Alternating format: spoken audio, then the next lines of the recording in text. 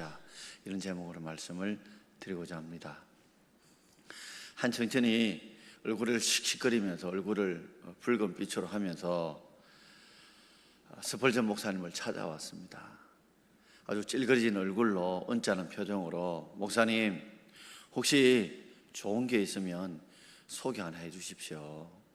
그래, 왜? 그러니 우리 교회가 문제가 많다는 거죠. 목사님도 문제가 많고, 우리 중직자들도 성도도 문제가 많고, 교회도 문제도 많고, 그러니 좀 좋은 교회, 문제없는 교회 있으면 좀 소개를 해달라고 부탁을 했습니다. 그러자 스펄전 목사님, 혹시 그런 교회 있다면 나한테 좀 소개시켜줘라. 나도 그런 교회 좀 다니고 싶고 그런 교회 신자가 좀 되고 싶다. 그러면서 스펄전 목사님이 이렇게 했대요. 그 대신에 혹시 그런 교회를 지상에서 찾는다면 너는 절대 그 교회에 교인되면 안 된다.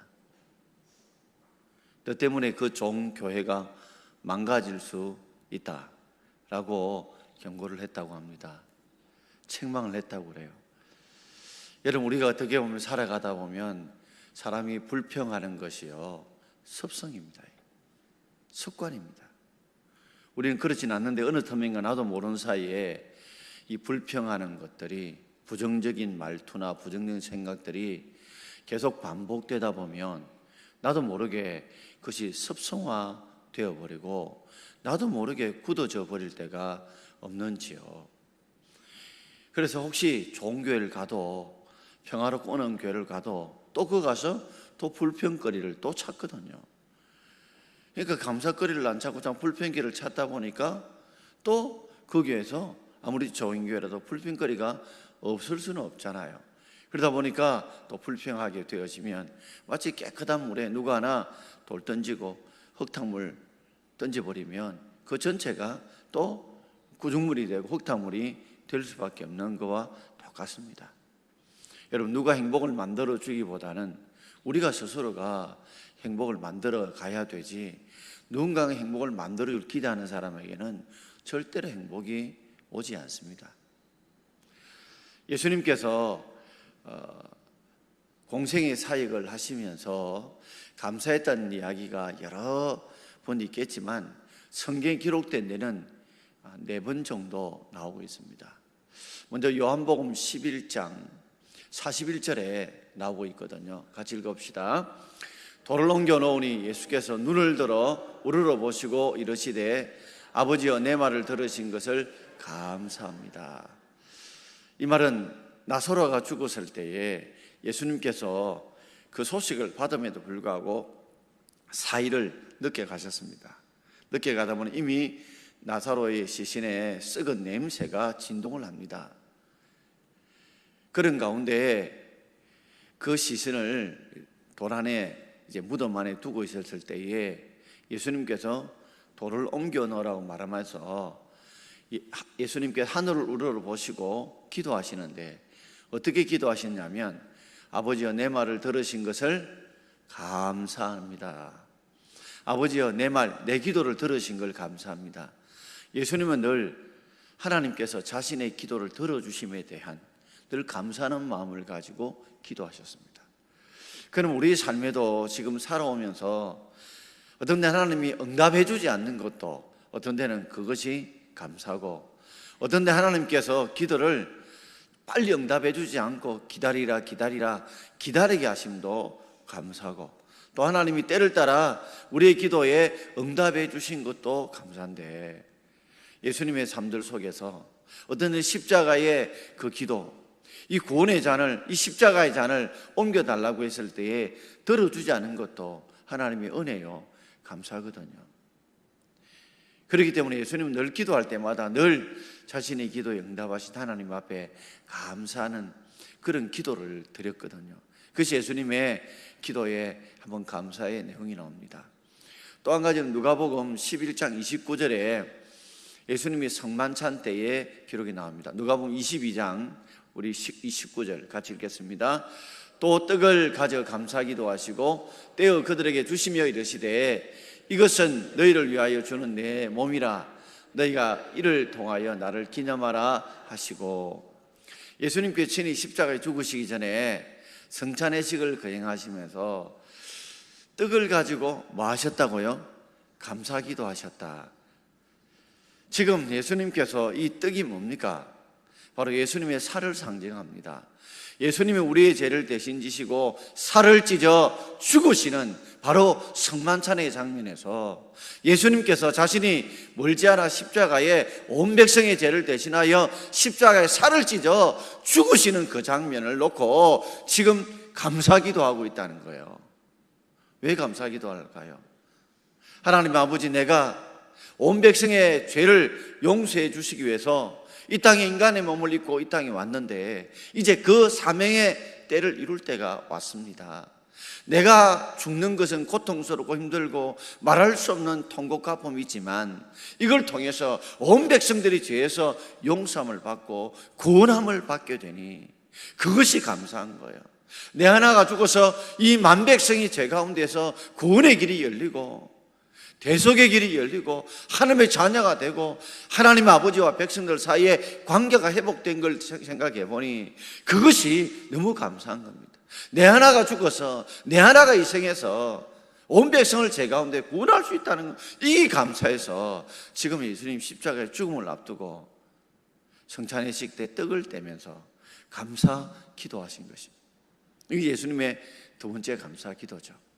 자, 오늘 읽었던 요한복음 6장과 마태복음 11장을 읽었는데 여기서 또 두 가지 감사가 나오는데 오늘 그 부분은 우리가 한번 집중적으로 한번 생각해 보려고 합니다.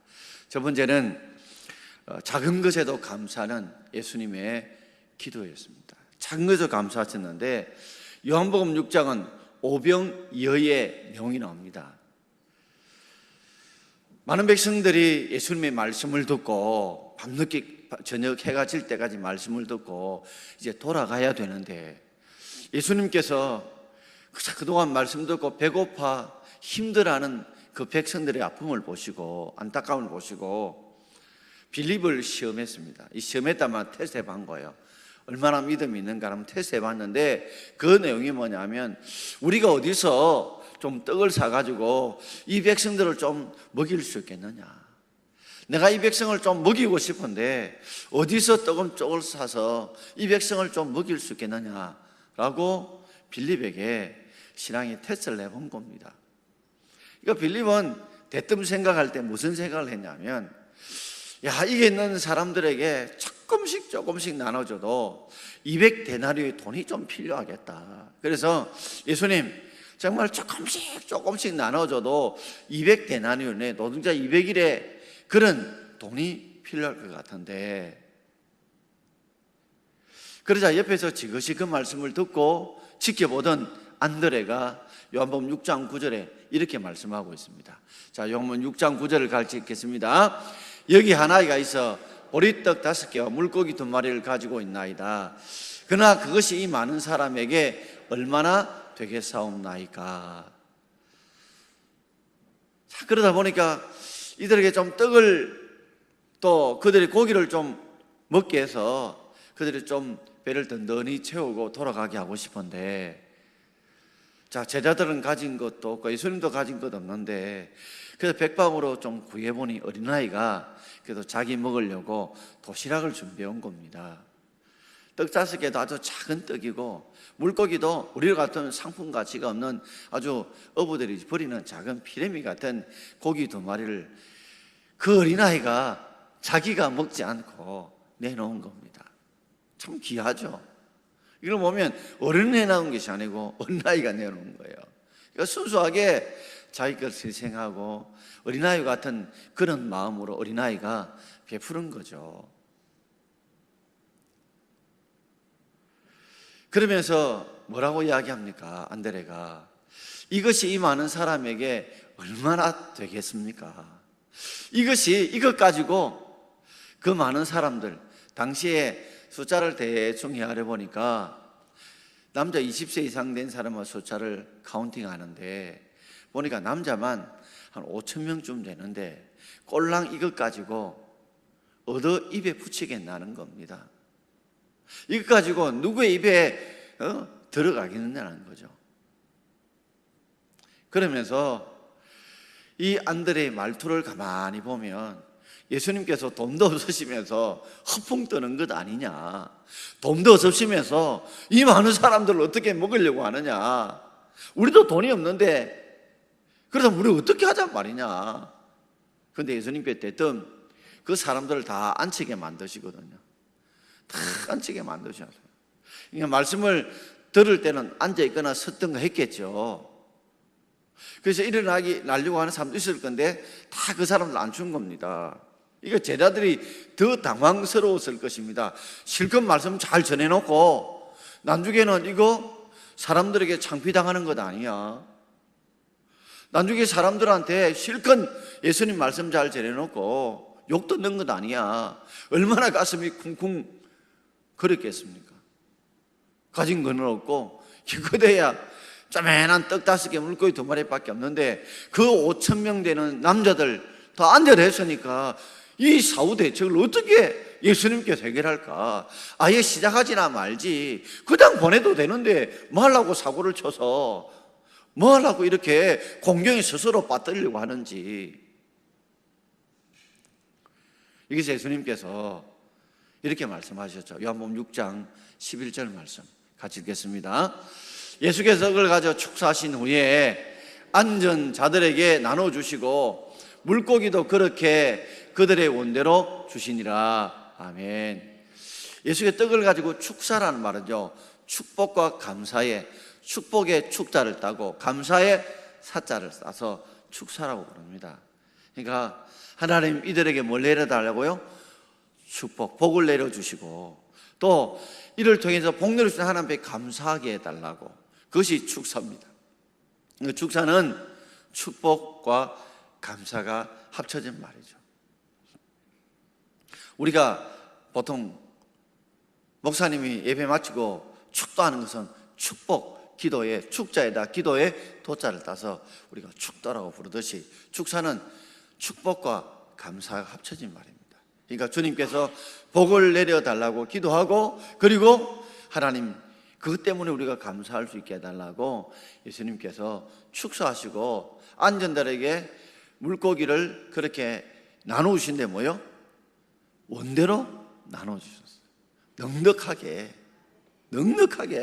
나눠주셨다는 말이죠. 그런데 이 축사하셨던 장면이 예수님께서 언제입니까?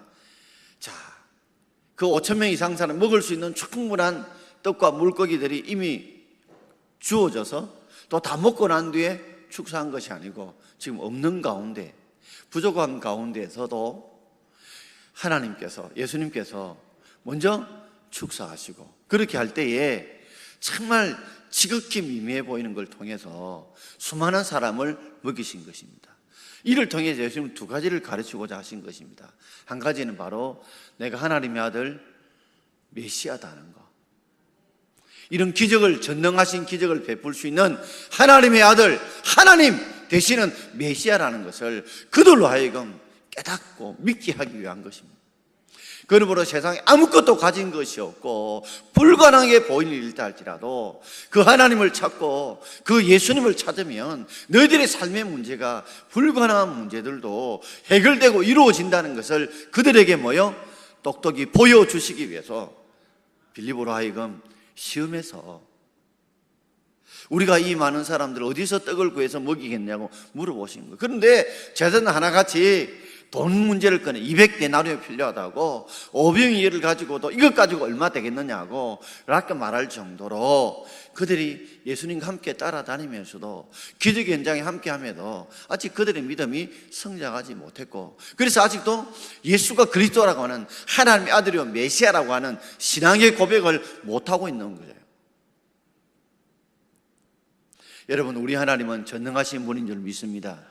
지금 작은 오병이어를 가지고도 5,000명을 12강조를 남긴 것처럼 그런 전능하신 분이 우리 하나님인 줄 믿습니다. 그런데 예수님께서 얻을 때에 하나님의 기적을 나타나게 보여주십니까? 하나님 복 주시는 분인 줄 믿고 그것에 감사하는 자를 통해서 이루어 가신다는 것을 예수님께서 이 제자들에게 보여주신 겁니다. 너희들의 삶에도 정말 지극히 보잘것없는 오병이어를 가지고도 불평하지 마라. 이것 가지고 뭐가 되겠느냐, 이것 가지고 어느 입에 붙이고 어느 사람 입에 들어가겠느냐라고 원망하지 말고 불평하지 말고 좌절하지 말고 그것 가지고도 하나님 앞에 모여 복을 주실 하나님 앞에 기도하고 그것 가지고도 감사하라는 거죠. 그럴 때 누가 복을 채우신다고요? 하나님이 우리의 삶에 구하고 생각하는 차고 넘친 은혜와 복을 주신다는 것을 그들에게 깨닫게 주신 줄 믿습니다. 우리가 불평하면 들어오는 복도 나갑니다. 불평하면 들어온 복도 나가요. 그런데 우리가 감사하다 보면 나가던 복도 뭐요? 들어온다는 거죠. 나가던 복도 들어옵니다, 여러분. 어떤 분들은 보면 오는 복도 두고 차는 분들이 계세요. 불평하고 원망하면 오는 복도 두고 차는 거예요. 그러나 우리가 감사하다 보면, 감사할 수 없는 환경에서 감사하다 보면 나가는 복도 뭐요? 다시 들어오게 만드는 겁니다. 그러니 우리가 복을 받아서 감사하는 것보다도 감사하다 보면 우리에게 복이 올 줄 믿습니다. 늘 복을 받을 일이 우리 삶에 얼마나 많겠습니까, 여러분? 그런데 늘 감사하다 보면 하나님이 우리의 마음속에 복을 주실 줄 믿습니다. 충청도에 아주 부잣집에 있었는데 한 청년이 집이 가난해서 그 집에 품앗이 노동을 자주 하러 갔습니다. 근데 이 청년이 별명이 뭐냐면 감돌이라는 별명을 가지고 있어. 감사하는 그런 청년의 감돌이 그래 불렀대요, 동네 사람들이. 그래서 이 청년을 이제 부잣집에 일이 있을 때마다 자주 부른 겁니다. 불렀더니 어떤 데는 좀 힘들고 어른을 시켜도 감사하고 또 어떤 데는 좀 적게 줘도 감사하고. 그래서 한 번은 주인 마님이 무나 배추 같은 것들 중에서 일당을 주고 난 뒤에 좀 썩은 것도 있고 말라버린 것도 있고 이렇지만 그 중에 좀 골라 먹으면 될 만한 것 주면 보통 사람 같으면 뭐 이 시들은 거 이런 걸 왜 나한테 줘? 이럴 만도 한데 그 청년은 고개를 콕 숙이면서 감사합니다 하고 가져가더래요. 그래서 주인 마누라를 가만히 보니까 참 대견한 거예요. 그래가지고 닭이나 이런 염소나 이런 것들 중에서 좀 병이 나거나 시들시들하는 그런 뭐 죽으려고 하는 그런 짐승들 있지 않습니까? 그런 것 있으면 이왕 시들시들 죽을 것 같으면 이 청년에게 줬다는 거죠. 지금 좀 시들시들하는데 네가 좀 뭐 미리 잡아먹든지 아니면 네가 한번 키워보든 고치든 해봐라 하면 그 청년도 감사합니다 받아간다는 거죠. 어떻게 보면 돌아서서 시들시들 멀잖아 죽을 건데 이런 거 주느냐고 불평을 하는데도 늘 감사합니다 그래서 한 번은 주인 마님이 정말 감사할는가 싶어서 아주 허들의 일 중에서 짐승의 변을 치우거나 사람의 변들을 치우는 이런 허대의 일을 계속 시켰다는 거예요. 그런데도 얼굴의 인상이 찌그러지지 않고 입이 돌아가지 않고 눈이 상심처럼 올라가지 않고 감사합니다 하고 열심히 일을 하더래요.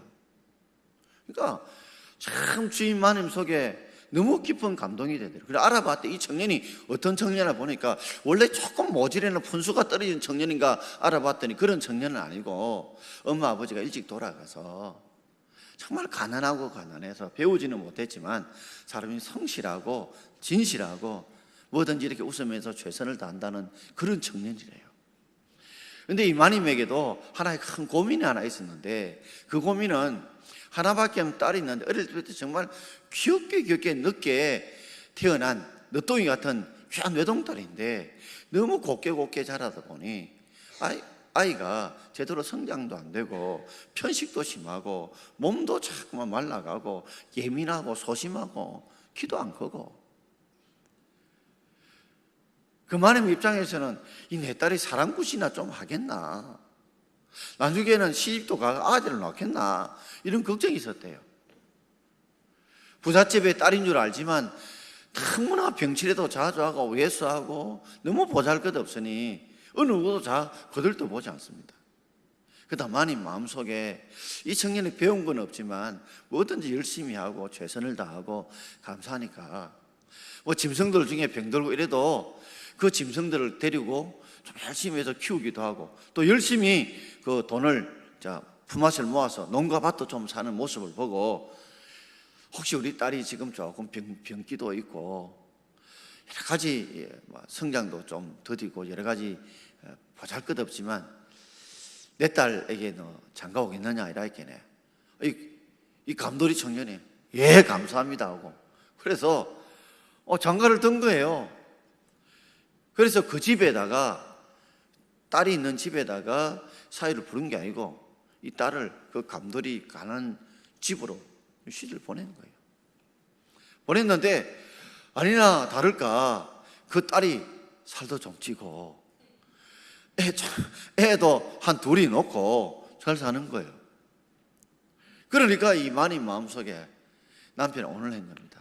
이제 우리가 늙을 때도 다 가는데 보니까 이 감돌이 청년이 배운 거는 좀 없어도 집안은 가난해도 뭐든지 하나를 맡기면 정성을 다해서 최선을 다해 감사하면서 그렇게 키우고 보살피니까 우리 집에 있는 이 재산도 막 그 감돌이 우리 사위한테 다 맡겨봅시다. 그 불렀더니 감돌이 청년이 감사합니다 하고 다 받았다는 거예요. 여러분 우리 삶에 살짝 돌아보면 작은 것에 감사하다 보면 하나님 우리에게 큰 것에 감사할 수 있는 귀의 은혜를 주십니다. 그러니까 작은 것에 불평하다 보면 큰 것에 또 불평할 수밖에 없어요. 그래서 저는 누가복음 16장 10절 말씀이 떠오르더라고요. 우리 같이 읽어봅시다. 지극히 작은 것에 충성된 자는 큰 것에도 충성되고 지극히 작은 것에 불의한 자는 큰 것에도 불의하니라. 그러니까 그 사람의 충성됨을 알리면요 작은 일에 충성하면 이 사람은 큰 일에도 충성할 사람이고 작은 일 맡겨서 충성 안 하면 큰 일 맡겨도 충성 안 할 사람이다. 우리 속담에 뭐예요? 뭐 보면 안다? 될 사람은 덕립 보면 안다 그랬죠. 저는 이 말을 감사 좀 연결해도 적용이 아무 지장이 없다 생각해요. 이 감돌이 정리점 지극히 작은 것에 뭐하며 감사하면 큰 것에도 뭐요? 감사하는 자가 되고 지극히 작은 것에 뭐요? 불평하면 감사하지 않으면 큰 것에도 뭐요? 불평합니다. 왜냐하면 아무리 좋은 것이라 할지라도 10개 중에 한두 개는 또 불평할 것이 있거든요. 8개, 9개에 감사하나 꼭 한두 개 때문에 불평할 수밖에 없는 걸 보면서 저서히 저선 자꾸만 짜면 짤수록 많아지듯이 여러분 감사는 감사할수록 더 풍성해질 줄 믿습니다. 여러분 삶에서 정말 우리에게 복을 주시면 우리 하나님이 주시지 우리가 주지 않습니다. 예수님도 그 가운데 축사하셨던 것처럼 복을 주신 하나님 앞에 여러분 늘 감사하는 마음으로 기도하고 살면 하나님께서 여러분 삶에 은혜와 복을 주실 줄 믿습니다. 자, 두 번째는 실망과 좌절 속에서 예수님께서 감사한 기도인데요. 이 요한복음 마태복음 11장에 나온 이야기입니다. 이 11장에 예수님이 단식이 나오는데요. 자, 마태복음 11장 21절부터 또 21절과 23절 읽어보겠습니다. 화이설진저 고라시나 화이설진저 베세다야 너희에게서 행한 모든 권능을 두루와 시돈에서 행하였더라면 그들이 벌써 베옷을 입고 제에 앉아 회개하였으리라. 가버나움아 내가 하늘에서까지 높아지겠느냐 음부에게까지 낮아지리라. 내가 한 모든 권능을 소돔에서 행하였더라면 그 성이 오늘까지 있었으리라. 아멘. 고라신 그 다음에 베세다 가버나움은요 갈릴리 저 북쪽에 가까운 도시입니다. 갈릴리 저 호수에 이 북쪽에 있는 도시 중에서 고라신, 베세다, 가버나움이 있는데 예수님이 단식이 그렇습니다. 그들의 행한 모든 권능을 어느 땅요? 북쪽에 있는 갈릴리 저 위에 북쪽에 있는 이방 땅인 두로와 시돈에서 행했다면 그들이 벌써 베옷을 입고 제에 앉아서 회개했을 것이다. 그만큼 고라신과 베세다에서 많은 기적을 베풀어도 그들이 돌아오지 않은 것입니다.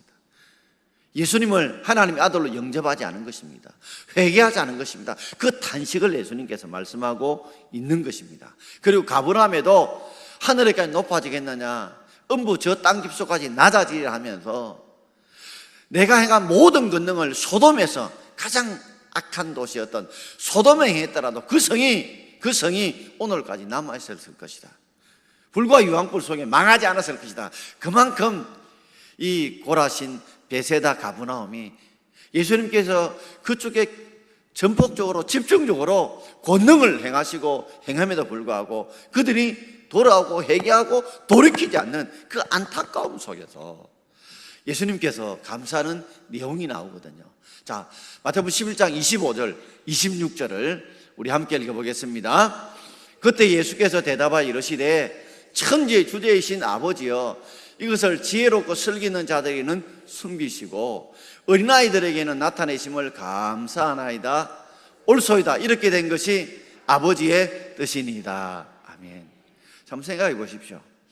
예수님께서 그 베세다, 고라신, 가버나움에 집중적으로 권능을 행하셨다는 거죠. 그러면서 이런 권능 행했다면 저 이방 도시였던 시돈과 두로 백성도 돌아왔을 것이고, 심지어 참 망했던 불과 융에 악한 도성이었던 그 소돔 성도 안 멸망할 정도로 그만큼 예수님께서 많은 권능과 기적을 베품에도 불구하고 그들이 돌아오지 않았습니다. 여러분 생각해 보시죠. 내가 모든 걸 다 쏟았어요. 내가 헌신했어요. 충성했어요. 땀을 쏟았어요. 눈물을 쏟았어요. 내 물질을 쏟았어요. 내 모든 걸 쏟았는데 드러난 결과가 플러스를 놓고 마이너스만 된다고 생각해 봐요. 그 속에 오는 실망, 좌절, 허탈, 분노, 절망, 좌절 얼마나 크겠습니까? 얼마나 그것이 말할 수 없는 고통이었을까요? 그런데 예수님이 그 가운데서 감사를 찾고 있어요. 뭐라고요? 아버지여, 이것을 지혜롭고 슬기 있는 자들, 어떤 자들입니까? 좀 비꼬는 말이죠. 바리새인들, 서기관들, 사두개인들 같이 세상적으로 좀 지혜 있고 슬기로운 사람들이 이런 기적을 베풀고 하는 말씀을 전해도 그들은 받아들이질 않아요. 그들은 튕겨버립니다. 거부합니다.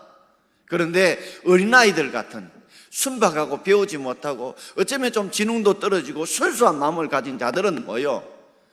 그들이 나타내심, 즉 예수님께서 이직을 베푸면 그게 감사할 줄 알고 그들이 예수님 앞에 나와서 그 은혜를 감사하고 예수 그리스도가 하나님 아들 되심을 찬양하고 고백하는 그 모습을 보니까 예수님 뭐요? 이렇게 된 것이 아버지의 뜻이다 하고 감사하고 있습니다. 이걸 보면서 이런 생각이 드네요. 우리가 정말 모든 걸 다 쏟아부어도 정말 어쩌면 마이너스만 될 것 같지만 곰곰이 돌아오면 그 가운데 10명의 자식들을 쏟아붓는데 그 가운데 7, 8, 9이 어떤 데는 마이너스가 되더라도 그 중에 뭐요? 하나, 둘이가 플러스로 받아들인다면 그것을 위해서 감사하는 기도가 바로 예수님 마태복음 11장의 감사 기도라는 것입니다. 여러분, 우리의 삶에도 이런 은혜가 있기를 바랍니다. 어떤 한 분이 사업을 하다가 사업이 쭉 망했어요. 얼마나 망했던지 아내도 자식을 데리고 다 떠나버렸어요. 심지어 한때 자기가 돈 많이 벌 때는 주위에 많은 사람들이 있었는데 그 사람들 다 떠나버렸어요.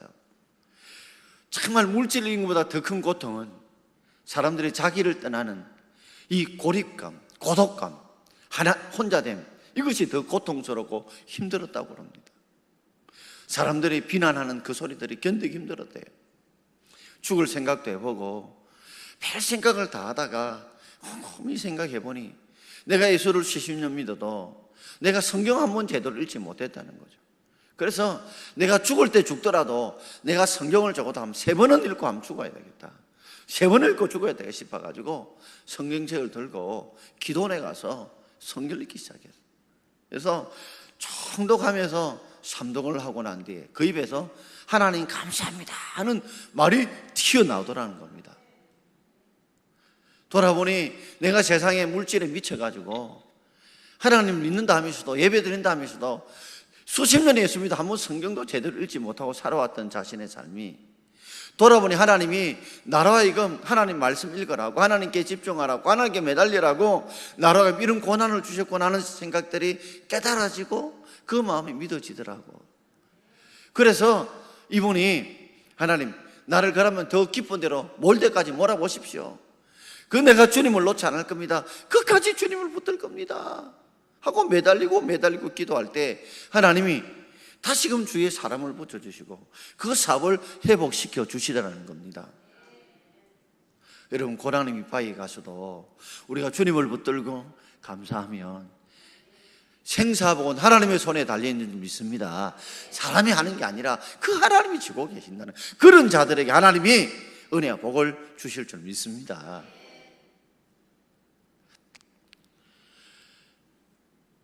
독일에 정치하는 청년 중에서 조금 이 보수파들이 정권을 잡다 보니 이 자유적인 사상을 가졌던 이 청년이 따돌림을 당하게 되었습니다.